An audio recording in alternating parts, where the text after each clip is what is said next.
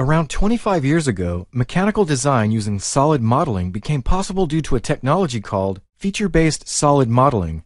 Feature-based modeling introduced a clever trick to make solid modeling viable on 1980s hardware. It decomposed the design into a list of features that acted as instructions to create the shape of the part. To change a feature, you needed to retrace your steps back to where it was first defined. For simple parts and assemblies, the process worked great.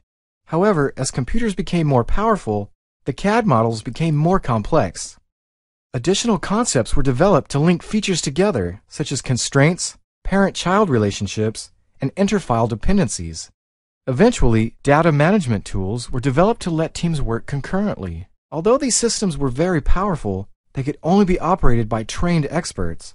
Many of the engineers who could benefit most from working in 3D were forced to stay away. Competing CAD vendors had different ideas about how the features and relationships should work, so they created software packages that were incompatible with each other. CAD interoperability problems became significant challenges for CAD users, their coworkers, and their supply chain. Now fast forward 25 years. Computers are 100,000 times faster, and a new way of doing mechanical CAD has emerged: direct modeling. In direct modeling, it's all about geometry. There is no feature history and associated complexity to manage. To make edits, you just push or pull on the object. Constraints and parent-child relationships are no longer required, so it's much easier for anyone to create and edit solid models. Direct modeling can be used with models created in any CAD system, even feature-based systems, because the technology works with the raw geometry itself. In some cases, feature-based modeling is still required. For example, if you want to create customizable variants of an extremely complex assembly of parts with well-understood relationships and requirements. But for a growing number of cases, direct modeling is quicker and easier. Say a design engineer is doing a concept drawing. He's got to test a lot of ideas.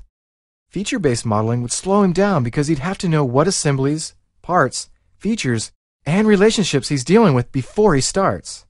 Every time he gets a different idea, he'd have to start again or rework his feature model. With direct modeling, he could build each iteration directly from the last one, adding and removing from each design without any hassle. Maybe you have to integrate components from a number of different CAD systems. Direct modeling works with imported data on its own, so modifying foreign and legacy data isn't a problem.